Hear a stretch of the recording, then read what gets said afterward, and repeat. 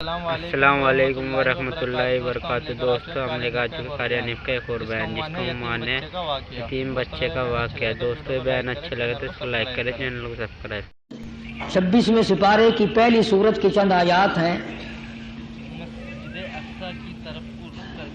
خداوند کریم نے ان آیات میں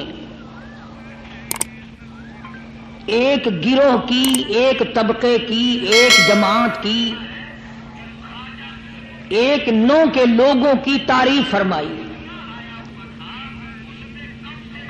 یعنی اندازہ لگاؤ وہ کتنا متبرک گروہ ہوگا جس کی خود خدا تعریف کرے، وہ کتنے خوش نصیب لوگ ہوں گے کہ جن کی تعریف احکم الحاکمین اپنے کلام میں فرمائے۔ کتنے مقدروں والے وہ جوان ہوں گے، کتنے اللہ کے قریب ہوں گے، کیا کیا ان کی صفتیں ہوں گی، کیا ان کے عادات و اخلاق ہوں گے، کس طرح کی ان کی زندگی ہوگی جس زندگی پر اللہ تبارک و تعالی فخر فرماتے ہیں۔ حدیث میں آتا ہے، ارشاد ہے مدنی کریم صلی اللہ علیہ وسلم کا کہ بعض لوگ اللہ کی زمین پہ چلتے ہیں، بعض لوگ اللہ کی زمین پہ چلتے ہیں اور زمین اللہ سے یہ اجازت مانگتی ہے، پروردگار اگر اجازت ہو میں اس کو نگل جاؤں، میں نہیں چاہتی کہ اس کے منحوس قدم مجھ پہ پڑتے رہیں، اجازت ملے میں اس کو لقمہ بنا کر کے نگل جاؤں، اس کو زمین کی تہ میں لے آؤں۔ اور ایک اور ارشاد ہے حضور کریم صلی اللہ علیہ وسلم کا، یوں فرمایا کہ جب قوم کے اندر تین چیزیں ہو جائیں، جب کسی قوم میں تین عادتیں، تین خصلتیں، تین برائیاں پیدا ہو جائیں تو سرکار مدینہ صلی اللہ علیہ وسلم نے فرمایا وہ قوم پھر زمین کے اوپر بسنے کے لائق نہیں رہتی، اس قوم کو زمین کے اندر غرق ہو جانا چاہیے۔ وہ کون سی باتیں ہیں؟ ارشاد فرمایا محمد عربی صلی اللہ علیہ وسلم نے کہ پہلی بات تو ان کی یہ ہے کہ جب قوم کے امیر لوگ، غنی لوگ، مالدار لوگ بخیل ہو جائیں،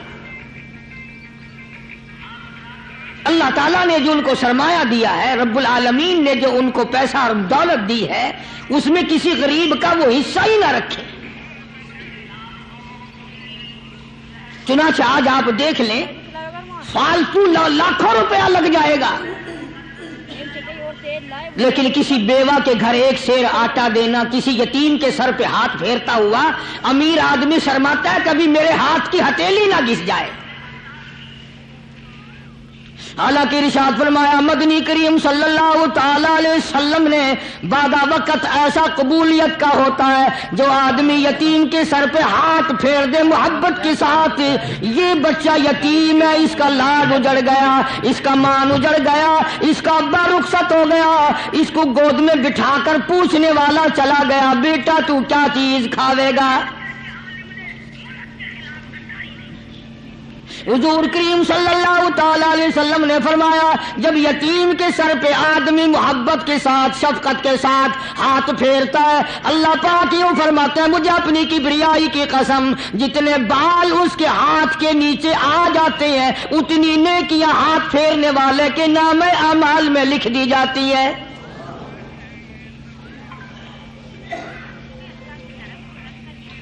مگر ہمارے یہاں دستور نہیں، غریب کو مارو اور نیچا کرو اسے۔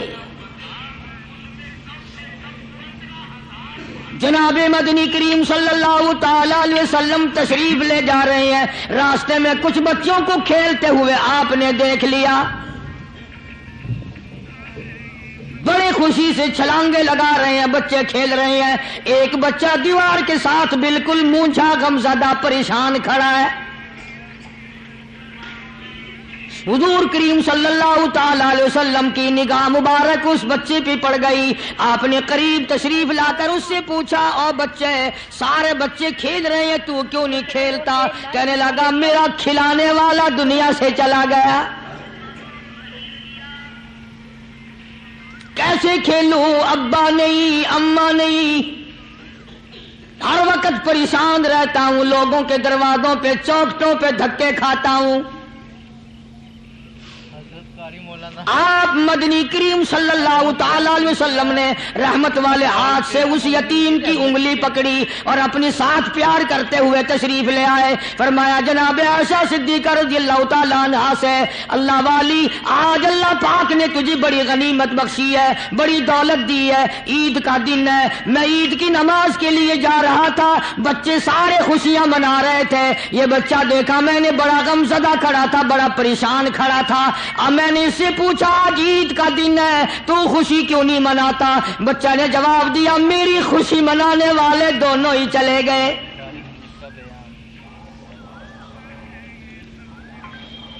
آج اللہ نے یہ موقع بخشا ہے، اسے نہلا دھلا، اس کو نئے کپڑے پہنا، معصوم بچے کے سر پہ ہاتھ پھیرتے ہوئے فرمایا بیٹا گھبرانا، یہ عائشہ صدیقہ تیری اماں ہے، میں محمد الرسول اللہ آج سے تیرا ابا بن گیا ہوں۔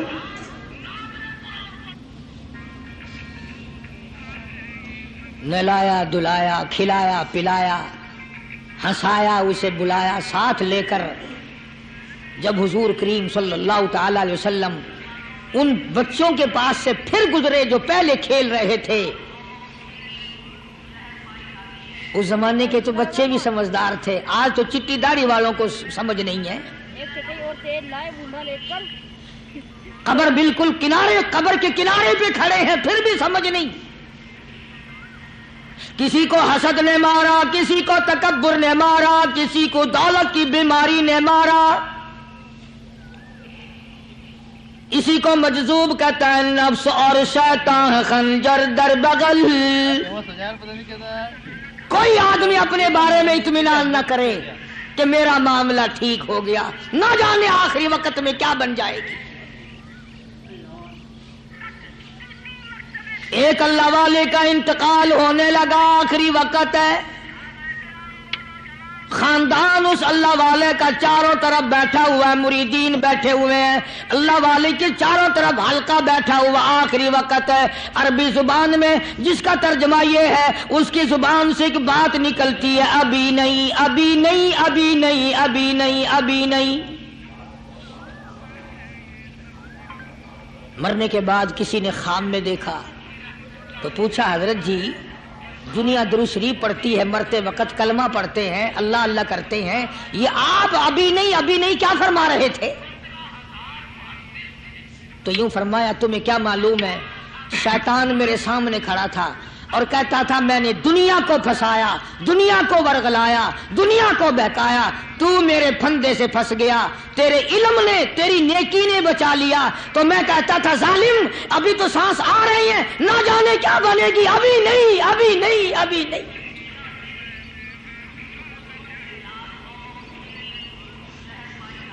اسی کو مجذوب کہتا ہے، کیا معلوم کیا بن جائے گا، کس حال میں دم نکلے گا، رات کو کیا ہو جائے گا، دن کو کیا بن جائے گا۔ فرمایا نفس اور شیطان ہے خنجر در بغل، نفس اور شیطان ہے خنجر در بغل، وار ہونے کو ہے اے غافل سنبھل۔ آیا دشمن کا وار، 4 نمازیں پڑھی، باقی ساری دنیا کافر نظر آنے لگ جاتی ہے۔ میں نمازی ہوں، یہ سارے بے ایمان پھرتے ہیں۔ شیطان پیدا کرتا ہے یہ چیزیں۔ اگر اللہ نام پہ تھوڑی سی کبھی خیرات کر دی تو بہانے لوگوں کے سامنے ذکر ہو رہا ہے، اجی آج کل تو ہمارے کاروبار نہیں، ورنہ انشاءاللہ فلاں مسجد جو ہے نا یہ ہم نے بنائی تھی۔ بہانے بتانا۔ اسی لیے مجذوب کہتا ہے گھبرایا نہ کر اور اپنے آپ کو اطمینان نہ دلایا کر، کہتا نفس اور شیطان ہے خنجر در بغل، وار ہونے کو ہے اے غافل سنبھل۔ چلا شیطان کا خنجر، چلا شیطان کا خنجر، لگایا اس نے دو، لگایا اس نے دو۔ لوگوں کا خیال یہ ہے کہ شیطان صرف وہ، شیطان کے بہکائی میں وہ آدمی آتا ہے جو کسی کو قتل کر دے۔ لوگوں کے نزدیک صرف زنا کرنا گناہ ہے، قتل کرنا گناہ ہے، چوری کرنا گناہ ہے، ڈاکہ مارنا گناہ ہے، اور چوتھی چیز گناہ ہی کوئی نہیں۔ حضرت عثمان غنی ذی النورین رضی اللہ تعالی عنہ کی مبارک مجلس ہے، صحابہ کرام کا دور ہے، نبی کا دوہرا داماد، مجلس ہے عثمان ذی النورین کی۔ ایک آدمی مجلس میں آ کے بیٹھا، حضرت عثمان کی مجلس میں ایک آدمی آ کے بیٹھا تو حضرت عثمان فرماتے ہیں، توجہ، حضرت عثمان فرماتے ہیں، یوں نہیں فرمایا کہ تو نے ایسا کیا ہے، اسے ذلیل نہیں کیا، بلکہ یوں فرمایا لوگوں کو شرم نہیں آتی، لوگ آنکھ کا زنا کر کے میری مجلس میں آ کے بیٹھتے ہیں، لوگ آنکھ کا گناہ کر کے میری مجلس میں آ کے بیٹھتے ہیں۔ تو دور تھا نا صحابہ کرام کا، فوراً چوٹ کی کسی نے کہ نبی کے بعد وحی آنی شروع ہو گئی۔ یعنی آپ کو کیسے پتا چل گیا کہ کوئی آدمی غلط نگاہ ڈال کے آیا؟ اس کی رستے میں نظر کہیں غلط پڑی تھی آنے والے کی، آپ کو کیسے پتا چلا؟ یعنی بات کرنے والے کو بھی دیکھو اور پھر چوٹ کرنے والے کو بھی دیکھو۔ تو حضرت عثمان رضی اللہ تعالیٰ عنہ نے فرمایا، بھائی پاک مجلس میں اگر ایک تولا بھی کوئی پخانہ لے کر آ جائے تو بدبو تو آ ہی جائے گی نا۔ صحابہ کی پاک مجلس میں اگر کوئی آنکھ کا زنا بھی کر کے آیا، فرمایا مجلس کے اندر بدبو پھیل گئی۔ تو اللہ والوں کی مجلس ہے اور اللہ والوں کی رفاقت ایک بہت بڑی چیز تھی، کبھی لوگ حاصل کیا کرتے تھے، اب تو ہر آدمی پیر ہے، ہر آدمی لیڈر ہے، ہر آدمی چودھری ہے، ہر آدمی بڑا بنا ہوا ہے، چھوٹا ہم میں کوئی ہے ہی نہیں۔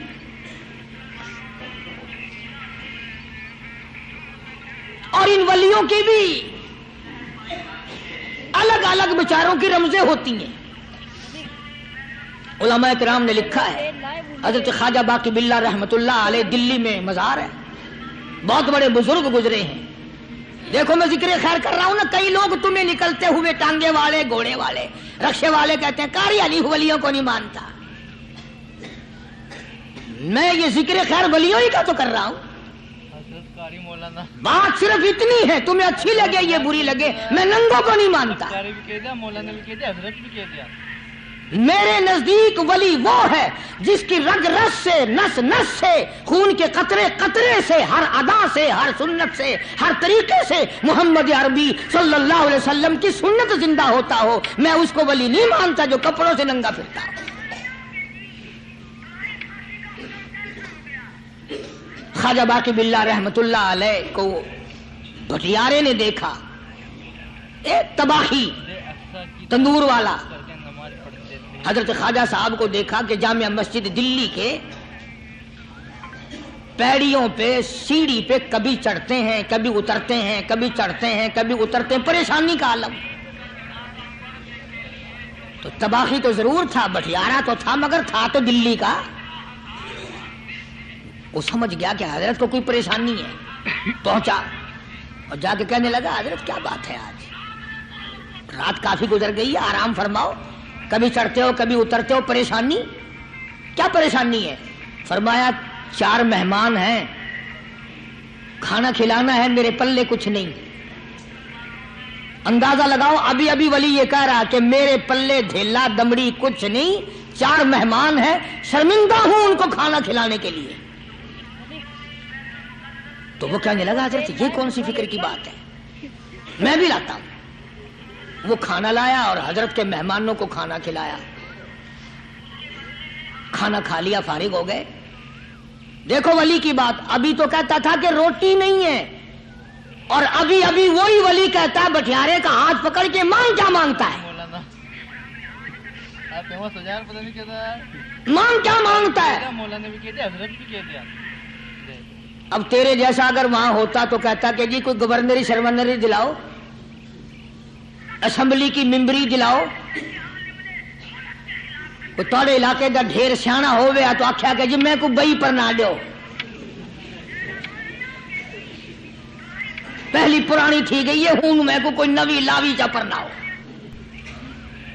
یہ شے منگنی ہے اور کیا منگیا؟ خواجہ باقی باللہ رحمت اللہ علیہ بٹیارے کا ہاتھ پکڑے کھڑے ہیں، فرمانے لگے مانگ کیا مانگتا ہے؟ وہ طباخی بھی دلی کا تھا نا، کہنے لگا حضرت بس اللہ کا دیا سب کچھ ہے، بس آپ رہنے دیں۔ فرمایا نہیں نہیں، مانگ کیا مانگتا ہے؟ اس نے کہا حضرت پھر اگر دینے پہ ہی آئے ہو نا، اور اگر اتنا ہی دریائے کرم جوش میں ہے اور آپ دینے کا جذبہ لیے ہوئے ہیں، پھر مجھے اپنے جیسا بنا دو، اپنے جیسا بنا دو۔ کیا مانگا ہے؟ مجھے اپنے جیسا بنا دو۔ فرمایا نہیں برداشت کر سکے گا۔ تو کہنے لگا پھر پوچھتے کیوں ہو کیا مانگتا ہے؟ جب دینا ہی کچھ نہیں تو پوچھتے کیوں ہو؟ اگر دینے پہ آئے ہو اپنے جیسا بنا دو۔ یوں لکھا ہے کہ خواجہ باقی باللہ نے اس بٹیارے کو اپنے سینے سے لگا کر کے تھوڑا سا دبایا تھا، پٹاخ کر کے روح نکل گئی بٹیارے کی۔ بلا جو تجلیات خدا بندی بتدریج آہستہ آہستہ سینے میں آئے تھے، ان کا کرنٹ وہ یکدم برداشت کیسے کرتا؟ میرا عرض کرنے کا مقصد یہی ہے کہ ہم لوگ اپنے آپ کو کب سنبھالیں گے، اور وہ کون سا وقت آئے گا کہ ہم اس بات کے قائل ہوں گے اور تسلیم کریں گے کہ جو کرتا ہے خدا کرتا ہے، بندہ کچھ نہیں کر سکتا۔ تو میں نے اس لیے عرض کیا، مجذوب کہتا ہے نفس اور شیطان ہے خنجر در بغل، نفس اور شیطان ہے خنجر در بغل، وار ہونے کو ہے اے غافل سنبھل۔ کبھی 4 دن بیٹھ کے اللہ اللہ کر لی، تسبیح پھیر لی، تو دوسروں کو یہ تو دنیا کے دھندے میں پھنسے ہوئے ہیں، میں بہت بڑا ولی ہوں، میں بہت بڑا ابدال ہوں، مجھ سے بڑا تو کوئی نیک ہے ہی نہیں۔ یہ بہت بڑی مار ہے شیطان کی۔ اسی کو کہتا کہ نفس اور شیطان ہے خنجر در بغل، وار ہونے کو ہے اے غافل سنبھل، آ نہ جائے دین و ایمان میں خلل، آ نہ جائے دین و ایمان میں خلل، باز آ اے بدعمل۔ کچھ تو سوچ، کس کی تو پیداوار ہے؟ کس نے تجھے بنایا؟ کس نے تجھے یہ آنکھیں دی؟ کس نے یہ لب دیے؟ کس نے یہ دل دیا؟ کس نے یہ دماغ دیا؟ کس نے یہ شعور بخشا؟ کس نے یہ ساری چیزیں عطا فرمائی؟ اللہ پاک کی ذات فرماتی ہے او لوگو، مجھے بھی بڑا دکھ لگتا ہے، مجھے بھی بڑا صدمہ ہوتا ہے، میرا قہر جوش میں آ جاتا ہے جب پیاری شکل بناؤں میں، پیاری صورت بنائی میں نے، پیارا ماتھا سونی شکل بنائی میں نے، جب میری چوکھٹ کے سوا دوسروں کے دروازے پہ جا کے تو ماتھا رکھتا ہے، فرمایا میرا قہر جوش میں آتا ہے تجھے برباد کر دوں۔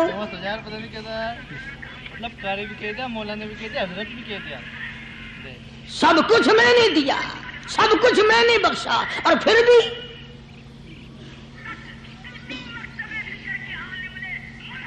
شاہ عبد القدوس گنگوہی رحمت اللہ علیہ بہت بڑے بزرگوں میں سے گزرے ہیں، بہت بڑے اللہ والے تھے۔ ایک راستے سے گزر رہے ہیں، مریدین ساتھ ہیں،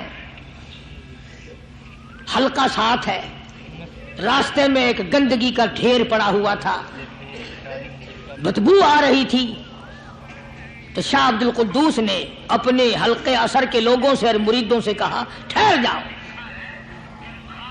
حالانکہ لوگ ناک پہ کپڑا رکھ کر جلدی گزرنا چاہتے تھے، بدبو سے بچنے کے لیے تیز رفتار وہاں سے گزرنا چاہتے تھے، مگر شیخ کے کہنے پر کھڑے ہو گئے۔ شکر ہے تم نہ تم جیسے وہاں مرید بھی نہیں تھے، ورنہ کہتے کہ اے پھٹ گیا شیخ ہے نو تو پتہ ہی نہیں لگتا برائی دا چنگائی دا، گندگی دے پہ کولساں کو کھڑائی کھڑے۔ شاہ عبد القدوس رحمت اللہ علیہ گنگوئی رحمت اللہ علیہ نے فرمایا او لوگو، یہ گندگی، یہ پخانہ، یہ افولت والی چیز تمہیں ایک سبق دے رہی ہے۔ وہ بڑے حیران ہوئے کہ گندگی سبق دے رہی ہے کہ ہاں یہ بدبو کا ٹھکانہ یہ سبق دے رہا ہے کہ ہاں یہ ایک سبق تمہیں پڑھا رہا ہے۔ اور وہ کیا؟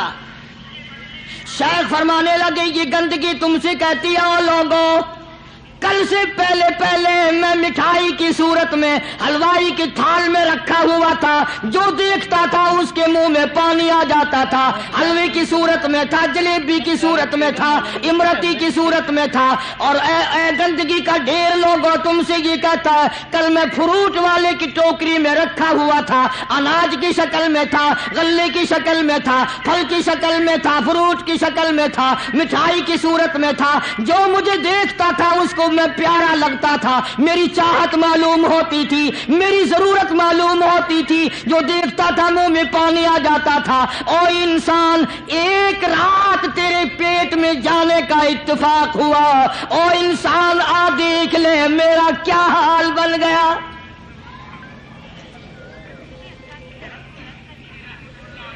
ایک رات تو تیری صحبت میں رہا ہوں، ایک رات تیرے اندر ٹھہرنے کا اتفاق ہوا، دیکھ میرا کیا حال بن گیا۔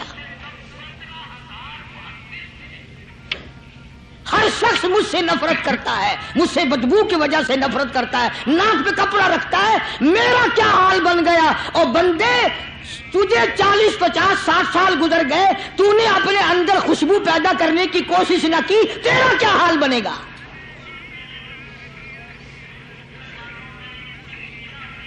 سارے لوگ حیران ہوئے کہ شیخ نے کیا بات فرمائی۔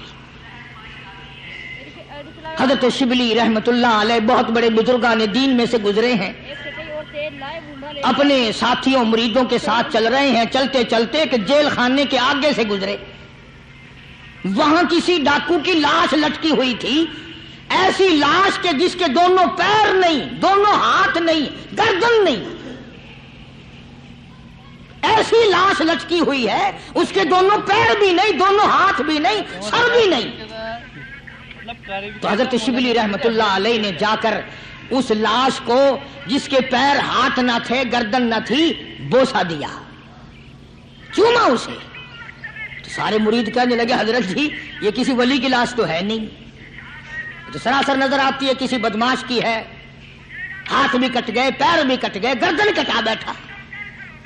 تو حضرت شبلی رحمت اللہ علیہ فرمانے لگے کہ میں نے اس کو بوسا اس لیے دیا کہ اس نے مجھے ایک سبق دیا ہے، اس لاش نے مجھے ایک سبق دیا، اور وہ یہ کہ وہ اسلام کا زمانہ تھا کہ اس نے ایک دفعہ چوری کی، ایک ہاتھ کٹ گیا، پھر چوری کی، دوسرا ہاتھ کٹ گیا، پھر چوری کی، ایک پیر کٹ گیا، پھر چوری کی، دوسرا پیر کٹ گیا، پھر چوری کی، گردن کٹا دی۔ اس نے مجھے یہ سبق دیا شبلی مجھے چوری سے پیار تھا، سارا کچھ کٹا بیٹھا مگر بعد نہ آیا، تجھے تیرے رب سے پیار ہے، قیمہ بنوا لینا مگر چھوڑنا نہیں۔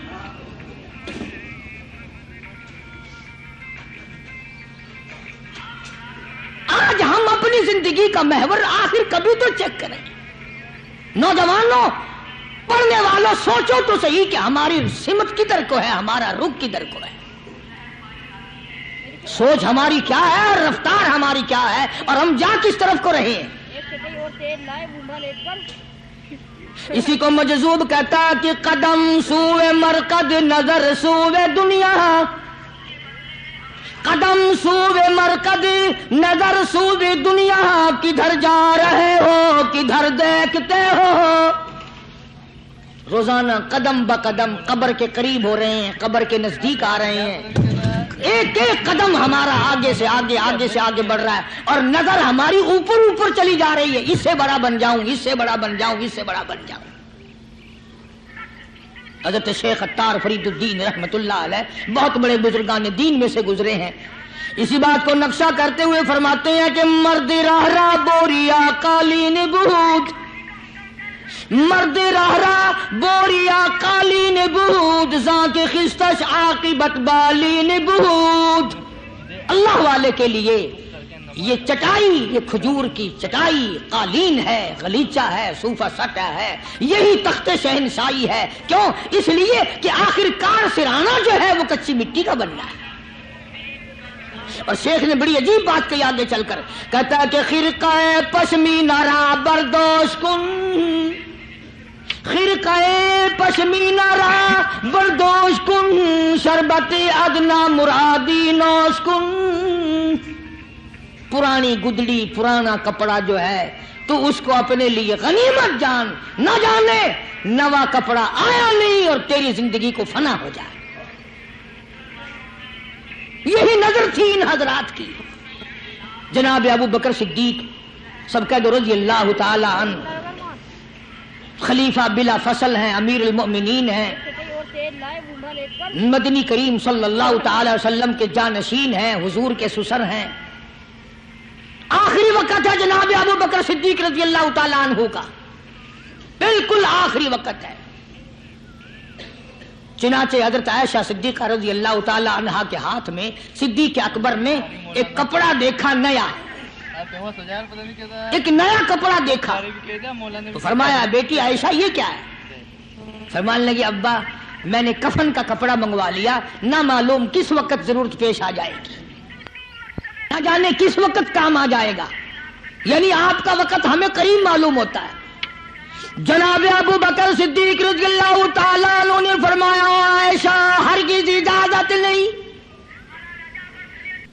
مجھے نیا کفن پہنانے کی کوئی ضرورت نہیں، مجھے نیا کفن دینے کی کوئی ضرورت نہیں، میری طرف سے قطعی تجھے اجازت نہیں۔ عرض کرنے لگی ابا جان اب تو میں نے منگوا لیا، اب تو میں نے خرید لیا، اسی ارادے سے خریدا ہے، اسی ارادے سے منگوایا ہے، آپ اجازت دے دیں۔ رونے لگے، فرمایا عائشہ ہوئی تو تو ام المومنین میں سے ہے، تو تو نبی پاک صلی اللہ علیہ وسلم کی گھر والی ہے، اور تیری جھولی میں قرآن اترتا تھا، تیری جھولی میں حضور کی وفات ہوئی ہے، تیرے حجرے میں وفات ہوئی ہے، تیری گود میں حضرت کی وفات ہوئی ہے، تو بتا کہ کالی کملی والے صلی اللہ علیہ وسلم کا لباس کیسا تھا؟ آج اس چٹخ پٹخ نے تباہی پھیر دی، اور تو بعد آؤ نہ تباہی پھیرو۔ ہر روز نئے سوٹ نئے سوٹ، نئے کپڑے نئے کپڑے نئے کپڑے، اور اگلی جہان کی تیاری قطعی نہیں۔ بڑی عجیب بات کہی کسی نے، کہتا منہ دیکھ لیا آئینے میں، شیشہ دیکھتی ہیں نا عورتیں، آج کل نوجوان عورتوں سے بھی زیادہ شیشہ بار بار دیکھتے ہیں۔ کہتا منہ دیکھ لیا آئینے میں، منہ دیکھ لیا آئینے میں، اور داغ نہ دیکھا سینے میں، منہ دیکھ لیا آئینے میں اور داغ نہ دیکھا سینے میں، کیا خوب لگا دل جینے میں، کیا خوب لگا دل جینے میں، مرنے کو مسلمان بھول گئے۔ اور لوگوں کبھی تو سوچ لیا کر، آج چہرے کی صفائی ہے، کپڑے کی صفائی ہے، بدن کی صفائی ہے، بالوں کی صفائی ہے، مگر دل پلیتی سے بھرا پڑا ہے۔ اس میں صفائی کب آئے گی؟ وہ کون سا وقت ہوگا کہ تیرا دل شرک سے پاک ہوگا، بدعت سے پاک ہوگا، محمد عربی صلی اللہ علیہ وسلم کی بغاوت سے تیرا دل پاک ہوگا، اور تجھے شرم نہ آئے گی؟ یہ منہ لے کر آقا کے دربار میں تو شفاعت کے لیے جائے گا۔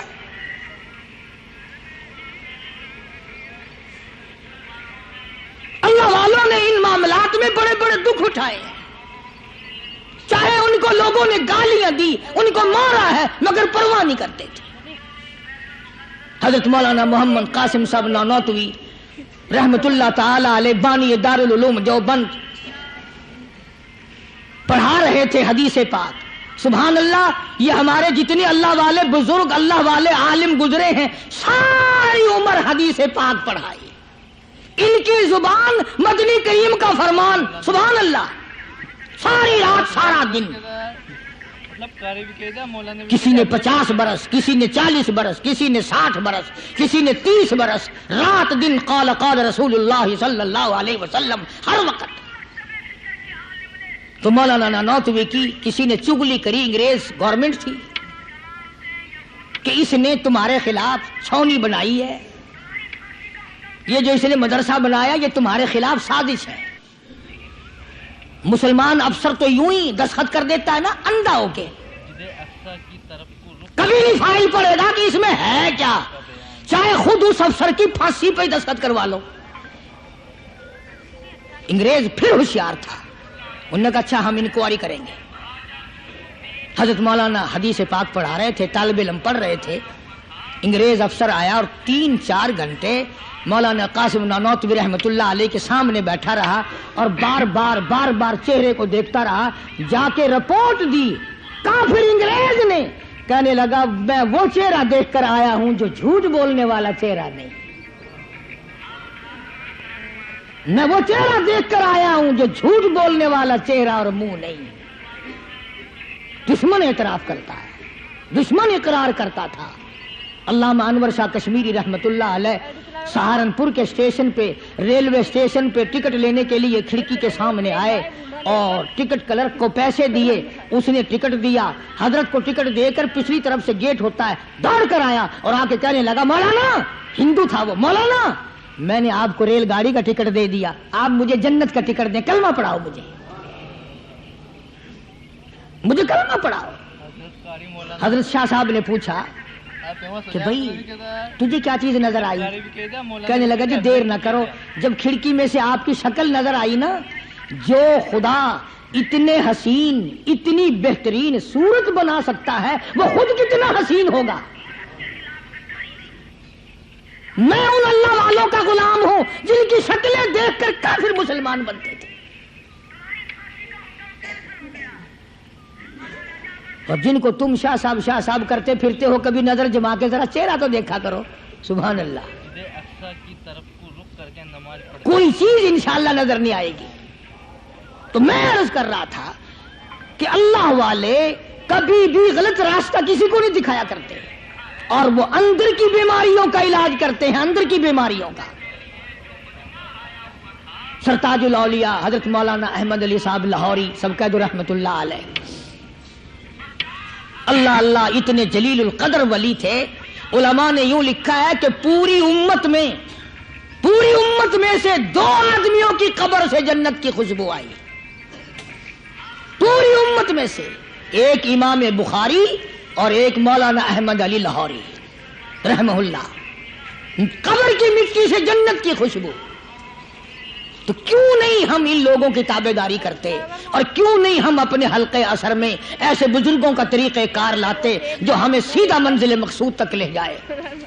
اسی کو کہتا ہے کہ مسلک سنت پہ ایسا لکھ چلا جا بے دھڑک، مسلک سنت پہ ایسا لکھ چلا جا بے دھڑک، جنت الفردوس کو سیدھی گئی ہے یہ سڑک۔ تو جناب ابو بکر صدیق رضی اللہ تعالی عنہ نے حضرت عائشہ سے بار بار فرمایا کہ نیا کفن ڈالنے کی مجھ پہ ہرگز اجازت نہیں۔ اور جب جناب رسول کریم سب کہہ دو صلی اللہ علیہ وسلم کے بارے میں حضرت صدیق اکبر رضی اللہ تعالیٰ عنہ نے جناب عائشہ صدیقہ رضی اللہ تعالیٰ عنہ سے پوچھا کہ حضور کا کیا لباس تھا اور حضور کے کیسے کپڑے تھے، تو حضرت عائشہ رونے لگی، اور جب بتایا تو حضرت عائشہ کو فرمایا بیٹی یہ نیا کفن جو تو نے منگا لیا ہے، اس کا کفن پہن کر قبر میں جانے سے کوئی فائدہ نہیں، وہاں نئے کپڑے کا لحاظ نہیں، وہاں خوبصورت کپڑے کا لحاظ نہیں، وہاں اچھے کپڑے کا لحاظ نہیں، وہاں تو اعمال دیکھے جائیں گے، وہاں تو اعمال کی ضرورت ہے، کپڑوں کو کوئی نہیں دیکھتا وہاں۔ جانشین پیغمبر فرماتے ہیں عائشہ یہ کپڑا سنبھال کر رکھ لے، مدینے کی کسی بیوہ کا دوپٹہ بن جائے گا، کوئی پردہ کر لے گی، مدینے کے کسی یتیم کا کرتا بن جائے گا، میں کل نیا کفن لے کر جاؤں مجھے کیا فائدہ ہوگا؟ دعا کر کہ میں اپنے محبوب حضور کریم صلی اللہ علیہ وسلم کے دربار میں جب جاؤں تو مجھے شرمندگی اٹھانی نہ پڑے۔ چنانچہ حضرت ابو بکر صدیق رضی اللہ تعالی عنہ کو وہ کفن نیا نہیں دیا گیا۔ اب ایک اور آخری بات بڑی عجیب ہے، بڑی اچھی ہے، دل کے تختی پہ لکھ کے لے جاؤ، لڑائی بڑھائی والی بات نہیں، لکھ کے لے جاؤ، انشاءاللہ ذمہ دار ہوں۔ جناب فاطمہ الزہرا رضی اللہ تعالیٰ عنہا پیغمبر کی لخت جگر، نبی کی نور نظر، حسنین کریمین کی اماں علی مرتضی رضی اللہ تعالیٰ عنہ کی گھر والی فوت ہو گئی، وفات پا گئی، انتقال فرما گئی۔ جب قبر میں جناب خاتون جنت رضی اللہ تعالی عنہا کو اتارنے لگے، حضرت ابو ہریرہ رضی اللہ تعالی عنہ نبی کا دیوانہ یوں قبر پہ کھڑا ہو گیا، قبر کی طرف منہ کر کے، اندر کو منہ کر کے کہنے لگا، قبر تجھے کیا معلوم ہے آج ہم تیرے اندر کس کو رکھ رہے ہیں؟ یہ کالی کملی والے کی لخت جگر ہے، یہ نبی کی نور نظر ہے، یہ حسنین کریمین کی اماں ہے، علی مرتضی کی گھر والی ہے، اور قبر یہ عام جنازہ نہیں، عام میت نہیں، یہ امام الانبیاء محبوب کبریا کی بیٹی ہے، خاتون جنت ہے۔ صحابی نے یوں قبر کو منہ لگا کر آواز دے دی۔ مسند کی روایت میں ہے کہ قبر میں سے واپسی جواب آیا، قبر کے اندر سے جواب آیا،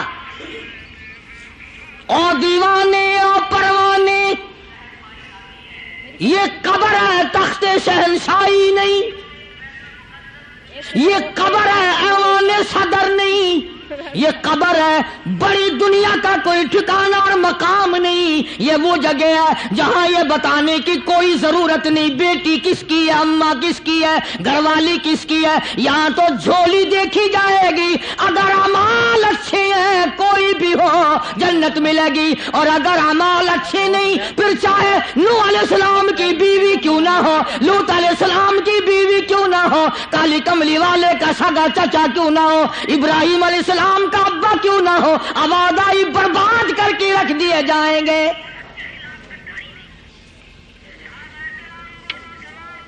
یہ تو عمل کی جگہ ہے، عمل کی۔ یہاں نہ اس بات کا لحاظ ہے کہ کپڑے کیسے ہیں، نہ اس بات کا لحاظ ہے کہ لباس کیسا ہے، نہ اس بات کا لحاظ ہے کہ یہ جھونپڑی سے جنازہ اٹھا ہے یا بنگلے سے، نہ اس بات کا لحاظ ہے کہ یہ جنازہ کوٹھی سے نکلا یا جھونپڑی سے نکلا ہے۔ یہاں تو ایمان دیکھا جائے گا، یہاں تو اعمال کی جھولی دیکھی جائے گی، ورنہ اور کوئی صورت یہاں پہ نہیں ہے۔ تبھی تو شیخ عطار فرید الدین رحمت اللہ علیہ نے بار بار بڑی پتے کی باتیں لکھی ہیں پندنامے میں، فرماتے ہیں کہ خاطر کسر مرنجا اے پسر، خاطر کسر مرنجا اے پسر، ورنہ خردی زخم بھر جان و جگر۔ کسی کے دل پہ ناجائز تیر نہ چلایا کر، کسی کو نہ ستایا کر کہ کل تیرے دل کو اچانک تیروں سے گھائل نہ کر دیا جائے۔ تو اپنے آپ کو بچا، اپنی سنبھال۔ اسی کو کہتا کہ روزہ با از غیبت مردم ببن، روزہ با از غیبت مردم ببن، تا نبینی دست و پائے خود ببن۔ جا لوگوں کے گلے سے چگلی سے اپنی زبان کو بند کر، تاکہ قیامت کے دن تیرے ہاتھ پاؤں بندھے ہوئے نہ آئے۔ اب یہ ولی نے تو بات کہہ دی، مگر آپ کیسے سمجھیں؟ حدیث پاک میں آتا ہے، حضرت شاہ عبد العزیز صاحب دہلوی رحمۃ اللہ علیہ نے لکھا ہے کہ قیامت کے دن اللہ کی عدالت میں لوگوں کو الگ الگ صورتوں میں پیش کیا جائے گا۔ ایک قوم آئے گی، ایک جماعت آئے گی، لوگ آئیں گے، ان کے دونوں ہاتھ پاؤں بندھے ہوئے آئیں گے، جیسے مشک نہیں باندھ دیتے قاتلوں کی، پیر بھی بندھے ہوئے، ہاتھ بھی بندھے ہوئے۔ حضور کریم صلی اللہ علیہ وسلم سے صحابہ کرام نے پوچھا کالی کمری والے وہ کون لوگ ہوں گے؟ جواب ملا کہ یہ چغلی کرنے والے لوگ ہوں گے، اور ہم اس کو گناہ نہیں مانتے، ہمارے دماغ میں یہ گناہ نہیں ہے۔ اللہ والوں کے نزدیک یہ بہت بڑی چیزیں ہیں، اور یہ وہی لوگ ان چیزوں کی اصلاح کرتے ہیں، دوسرا کون کر سکتا ہے؟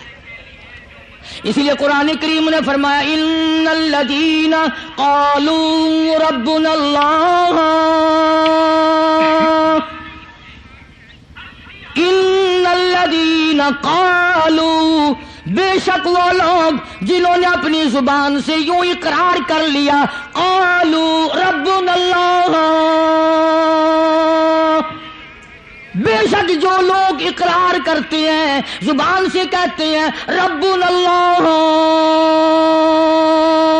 رب ہمارا اللہ ہے،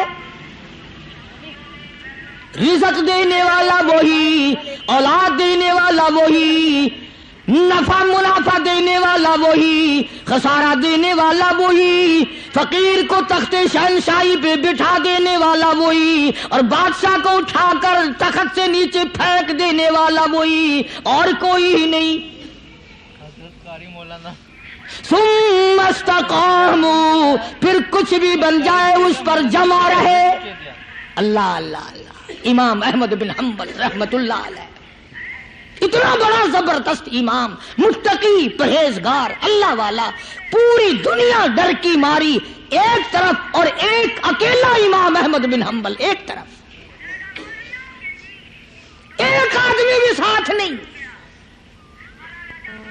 اور ایک دو دن کی بات نہیں، 2 برس تک کوڑے لگے روزانہ، ایک آدھ دفعہ نہیں، روزانہ اکثر کوڑے لگتے تھے۔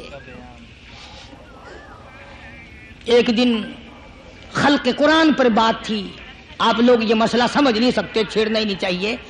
امام کہتے تھے کہ اللہ خالق ہے، اس کا کلام بھی نرالا ہے، یہ مخلوق نہیں ہے۔ چنانچہ احمد بن حنبل رحمت اللہ علیہ کو پکڑ کے لائے، پیروں میں رسے، ہاتھوں میں رسے بندھے ہوئے ہیں، جلاد، 9 جلاد پوری قوت سے ایک ایک وقت میں درے مارا کرتے تھے، 9 جلاد۔ پہلا کوڑا جو لگا، فرمایا بسم اللہ،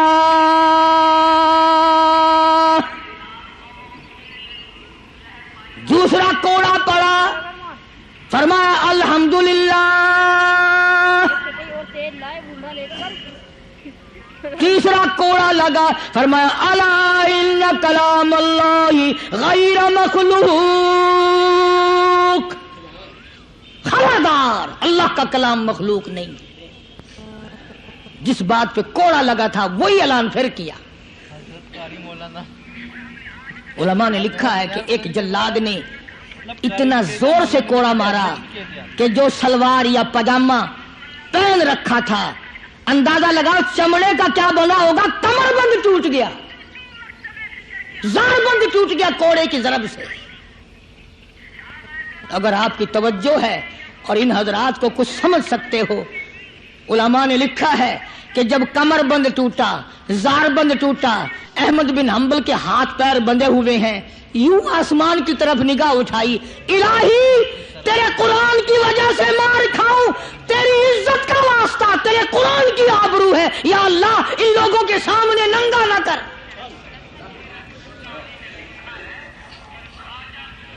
میرے ہاتھ بندھے ہوئے ہیں، میرے پیر بندھے ہوئے ہیں، میں نے چوری نہیں کی، میں نے ڈاکہ نہیں مارا، میں نے قتل نہیں کیا، میں تیرے قرآن کے پیچھے مار کھا رہا ہوں، الہی میری آبرو تیرے قرآن کی آبرو، تیرے قرآن کی آبرو تیری آبرو۔ علماء نے لکھا ہے کہ وہیں ایک ہاتھ نمودار ہوا، ایک ہاتھ پیدا ہوا، اور سکینٹ کے اندر دونوں سیرے زارمند کمر بند کے پکڑ کر گرا لگا دی۔ وہی ایک ہاتھ پیدا ہوا، اور اس ہاتھ نے صرف ہاتھ دکھائی دیا، گرا لگا دی۔ احمد بن حنبل رحمت اللہ علیہ سے کسی نے دوسرے وقت میں بڑا اصرار مجبور کر کے پوچھا کہ احمد بن حنبل یہ ہاتھ کس کا ہو سکتا ہے جو ہاتھ آیا تھا، کوئی پہچان ہے؟ امام صاحب نے فرمایا ہاں، جناب رسول اللہ صلی اللہ علیہ وسلم کا دست مبارک تھا۔ میں یہ عرض کر رہا تھا کہ آج ہم لوگوں کو نہ کھرے کھوٹے کی پہچان ہے، نہ برے بھلے کی پہچان ہے۔ لوگوں دنیا کے معاملے میں بڑی آنکھیں کھول کے چلتے ہو، دین کے بارے میں اندھے بن کے نہ چلو، عقل کرو، سمجھو۔ اس لیے قرآن نے فیصلہ کر دیا، ان الذین قالوا ربنا اللہ ثم استقاموا فلا خوف علیہم ولا هم يحزنون اولئک اصحاب الجنة خالدین فیہا جزاء بما کانوا یعملون۔ یہی لوگ جنتی ہیں۔ اللہ فرماتے ہیں میں ان کے اعمال کے بدلے ان کو بڑے اچھے اچھے عطا کروں گا۔ یہ تھا ان آیتوں کا حاصل اور ترجمہ جو میں نے ذکر کر دیا۔ اللہ تبارک و تعالی ہم سب کو اللہ والوں کی مجلس نصیب فرمائے، اللہ والوں کی باتیں نصیب فرمائے، ان پہ عمل کرنے کی توفیق عطا فرمائے۔ وآخر دعوانا ان الحمدللہ رب العالمین۔ دو اعلان سن لیجئے دعا سے پہلے۔ ابھی نماز جمعہ کے بعد وقت کے بہت بڑے عالم، شیخ الحدیث، جنہوں نے ساری زندگی مدنی کریم صلی اللہ علیہ وسلم کی حدیث پاک پڑھانے میں گزار دی، جناب مفتی عبداللہ صاحب رحمۃ اللہ علیہ کا انتقال ہو گیا۔ خیر المدارس میں 4:15 بجے خیر المدارس میں جنازہ ہوگا۔ تمام حضرات شرکت فرما کر ثواب دارین حاصل کریں۔ مفتی عبداللہ صاحب بہت بڑی عظیم شخصیت تھی، بہت اللہ والے تھے، ساری عمر دینی مشغلہ رہا، دین کی تعلیم دی، مکہ مکرمہ میں جا کر کے پڑھا رہے تھے، تکلیف ہوئی واپس تشریف لے آئے، آج رات ان کا انتقال ہو گیا۔ انا للہ و انا الیہ راجعون۔ دوسرا اعلان یہ ہے، کل شام کو انشاءاللہ ڈبل پھاٹک کی طرف چوک لیاقت آباد کے پاس مدرسہ حقانیہ میں سیرت النبی صلی اللہ علیہ وسلم کے نام عنوان پر جلسہ ہوگا، میں وہاں جاؤں گا، انشاءاللہ بیان ہوگا۔ تمام حضرات تشریف لائیں، کوشش کر کے اپنے ساتھ ساتھیوں کو بھی لائیں اور خود بھی تشریف لانے کو۔ کل رات عشاء کی نماز کے بعد چوک لیاقت آباد ڈبل پھاٹک کے قریب پرانا شوجاباد روڈ، وہاں ایک مدرسہ ہے، اس میں جلسہ ہوگا۔ زیادہ سے زیادہ تشریف لانے کی کوشش کریں، اللہ عمل کی توفیق عطا فرمائے اور اللہ پاک ہم سب کو پر اپنا فضل و کرم فرمائے۔ بسم اللہ الرحمن الرحیم۔ اللہم صلی وسلم وبارک علی سیدنا و مولانا محمد النبی الامی الہاشمی وعلی آلہ واصحابہ برۃ الکرام۔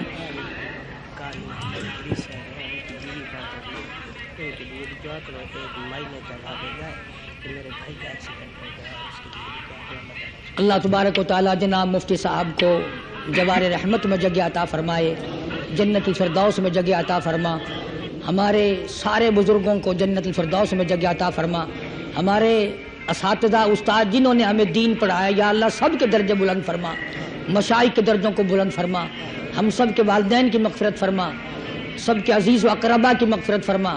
قاری محمد ادریس صاحب کی اہلیہ انتقال فرما گئی، اللہ تعالیٰ مرحومہ کی قبر کو جنت کا باغ بنائے۔ ایک مائی ہے، اس کے بھائی کا ایکسیڈنٹ ہو گیا، میرے بھی پھپھی کے لڑکے کا ایکسیڈنٹ ہوا، اب تک نشتر میں ہے، یا اللہ سب کو صحت کاملہ عطا فرما، سارے بیماروں کو شفا عطا فرما، سب کے دکھ دردوں کو دور فرما، یا اللہ سب کے روزی رزق میں برکت عطا فرما، سب کے کاروبار میں فصل میں برکت عطا فرما۔ کئی ساتھی بیمار ہیں، کئیوں نے مجھے کہا یا اللہ سب کے دکھ دردوں کو دور فرما، سب کے روزی رزق میں برکت عطا فرما، یا اللہ سب کو خسارے والے کاروبار سے بچا، یا اللہ ہم سب کی جان مال عزت آبرو اور ایمان کی حفاظت فرما، یا اللہ اس مسجد کو آباد کرنے والوں کو آباد فرما، اس کو چمکانے والوں کو چمکا، اس کو بنانے والوں کو دین و دنیا میں بنا دے، یا اللہ اس قیامت تک دین کا سرچشمہ بنا، اس مدرسے کے خدمت گزاروں کے مال و جان برکت عطا فرما، یا اللہ پوری دنیا میں اسلام کا چرچا فرما، اور تبلیغی جماعت جہاں جہاں بھی کام کر رہی ہے یا اللہ